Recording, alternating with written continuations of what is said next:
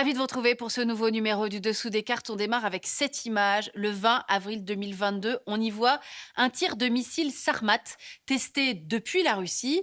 Une image fournie par l'agence de presse russe Sputnik. Ce missile a été surnommé Satan 2 pour indiquer bien sûr sa redoutable puissance puisqu'il serait capable de frapper la plupart des pays du globe. L'invasion de l'Ukraine par la Russie marque une rupture majeure de notre histoire du XXIe siècle. C'est le retour de la guerre au cœur de l'Europe, mais aussi le retour de la menace nucléaire, formulée explicitement par le dirigeant de l'une des plus grandes puissances du monde.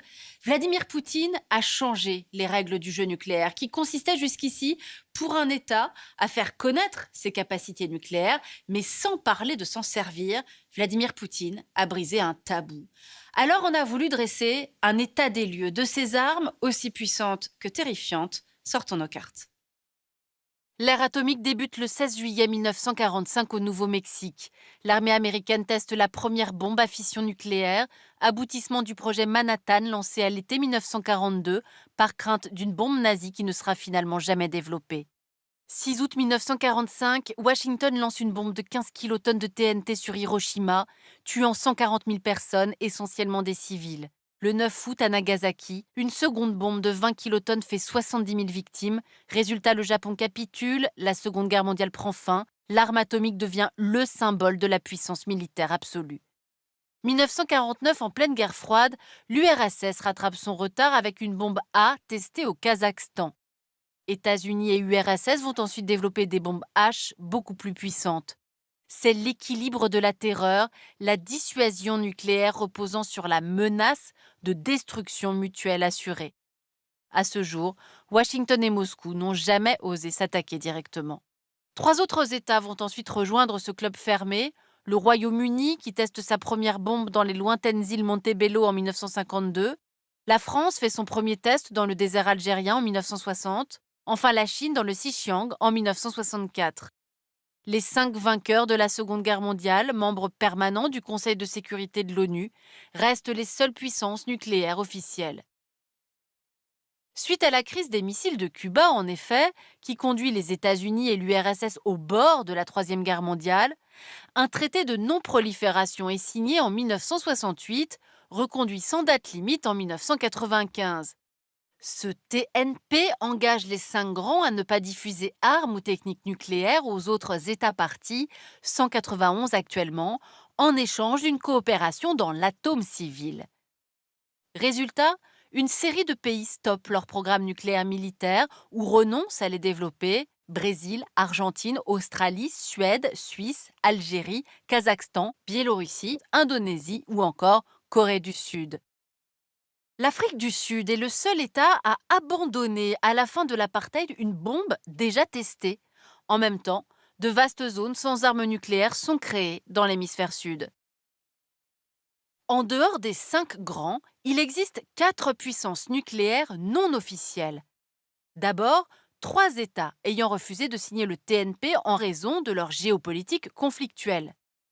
C'est le cas notamment d'Israël, pour qui l'arme nucléaire, développée avec l'aide française dans les années 1950, sert d'assurance ultime face à ses voisins ennemis des différentes périodes. Et puis il y a les 2 frères ennemis, Inde et Pakistan. Le premier test indien date de 1974, suivi de 5 essais au Rajasthan à la mi-mai 1998, provoquant 5 tests retour pakistanais à la fin du mois de mai. Développé par le docteur Khan, héros national, le Pakistan considère cette première bombe islamique comme un égalisateur de puissance. Le même docteur Khan va aider un dernier pays à développer un programme nucléaire secret, la Corée du Nord.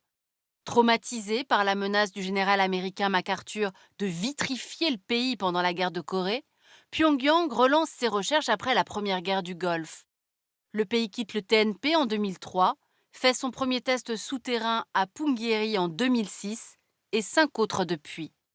Le régime estime que c'est sa meilleure garantie de survie face à la présence américaine en Corée du Sud, au Japon et à Guam.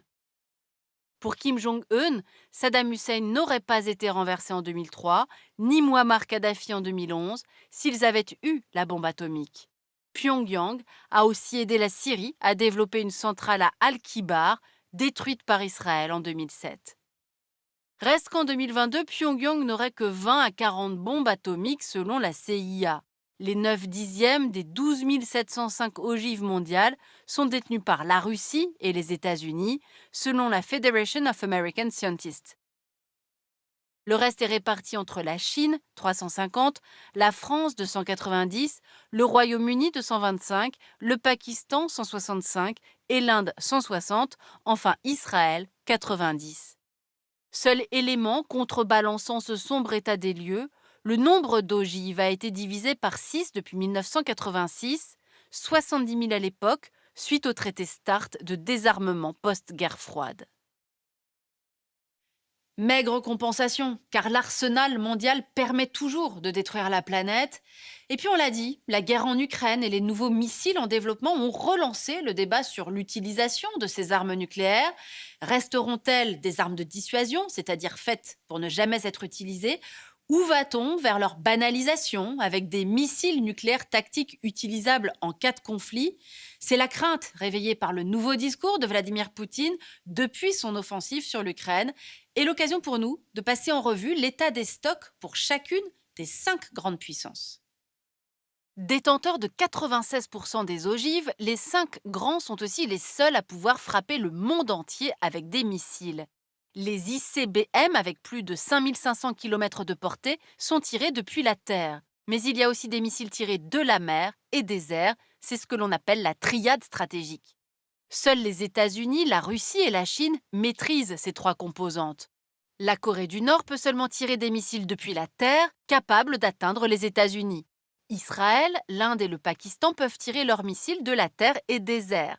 La France, de la mer et des airs, et le Royaume-Uni n'a que la composante océanique, mais c'est la plus importante pour la dissuasion, car elle permet une seconde frappe en cas d'attaque. C'est pourquoi les 5 grands gardent en permanence des sous-marins en mer. Les Américains possèdent en tout 14 sous-marins lanceurs d'engins, les Russes 10, les Chinois 6, et les Anglais et Français chacun 4 sous-marins. On voit ici les bases de sous-marins des 5 grands. La base française est à l'île Longue, près de Brest. Mais hélas, contrairement aux missiles longue portée, les traités limitant les missiles moyenne portée et les missiles antimissiles ont été abandonnés ces 20 dernières années. Résultat, on assiste à une nouvelle course aux armements, notamment en Europe. Allemagne, Belgique, Italie, Pays-Bas et Turquie hébergent déjà l'arme nucléaire américaine via l'OTAN. S'y ajoutent les bases du bouclier antimissile dirigé de Ramstein en Allemagne, avec une station radar en Turquie et des moyens d'interception en Roumanie, Pologne et Espagne. Quant à la Russie de Vladimir Poutine, depuis l'annexion de la Crimée en 2014 et surtout depuis l'agression de l'Ukraine le 24 février 2022, elle a fait voler en éclats le mémorandum de Budapest de 1994 qui protégeait le pays après sa dénucléarisation post-indépendance. En mars, le Kremlin a fait tirer un de ses nouveaux missiles hypersoniques, volant à 10 fois la vitesse du son, frappant l'Ukraine et menaçant les forces de l'OTAN en Pologne. Les conséquences de cette guerre sont mondiales. Partout, des pays dits du seuil, c'est-à-dire ayant la technologie et de l'uranium enrichi ou du plutonium, hésitent à se doter de la bombe comme dissuasion. Cela vaut pour le Japon, actuellement sous parapluie nucléaire américain, mais aussi la Corée du Sud et l'Australie, qui se méfient de la puissance chinoise. En 2021, Canberra a décidé de se doter de 8 sous-marins à propulsion nucléaire américains dans les prochaines décennies, suite à l'accord de défense AUKUS. La Corée du Sud développe son propre missile balistique. Et que feront Taïwan ou l'Indonésie pour se protéger? Autre région, le Moyen-Orient.